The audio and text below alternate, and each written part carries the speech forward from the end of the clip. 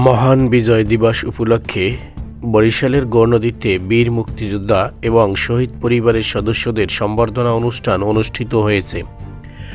সোমবার সকাল 11টায় উপজেলা প্রশাসনের উদ্যোগে উপজেলা মিলনায়তনে গৌরনদী উপজেলা নির্বাহী কর্মকর্তা জনাব মোহাম্মদ আবু আবদুল্লাহ খানের সভাপতিত্বে অনুষ্ঠিত এই সংবর্ধনা অনুষ্ঠানে বক্তব্য রাখেন উপজেলা সহকারী কমিশনার ভূমি মোহাম্মদ রাজীব হোসেন, গৌরনদী মডেল থানার officer in charge OC Mohammad Yunus Mia, বীর বিক্রম ক্যাপ্টেন হক, উপজেলা বিএনপির আহ্বায়ক বীর মুক্তিযোদ্ধা সৈয়দ সরওয়ার আলম বিপ্লব, সদস্য সচিব শরীফ জহির সাজ্জাদ হান্নান, সাবেক কমিশনার বীর মুক্তিযোদ্ধা শাহ আলম ফকির, সিনিয়র সাংবাদিক জহুরুল ইসলাম জহির সহ অন্যরা।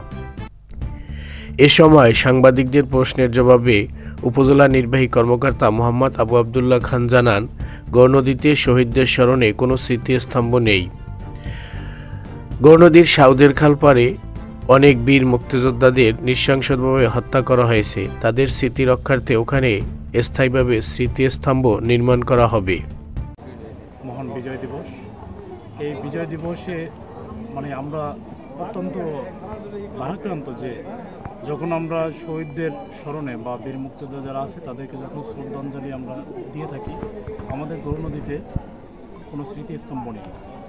এটার জন্য আমরা এর আগেও শুনেছি যে আমার গৌরনদীতে সাউদের খাল আছে, সাউদের খালে এখানে অনেক বীর মুক্তিযোদ্ধাদেরকে নৃশংসভাবে হত্যা করা হয়েছে, কিন্তু তাদের স্মৃতি রক্ষার্থে একটা স্মৃতিস্তম্ভ দরকার। কিন্তু স্বাধীনতা 53 বছর এসেও আমরা সেখানে কোনো স্মৃতিস্তম্ভ পাইনি। আমি যোগদান করার পর এই বিষয়টা আমার কাছে এসেছে, আসার পর থেকেই আমরা প্রশাসনিকভাবে একটা উদ্যোগ নিয়েছি এবং মন্ত্রণালয়কে অবগত করব যে এখানে অতি দ্রুত যাতে মুক্তিযোদ্ধাদের সম্মান রক্ষার্থে একটা স্মৃতিস্তম্ভ করা হয়।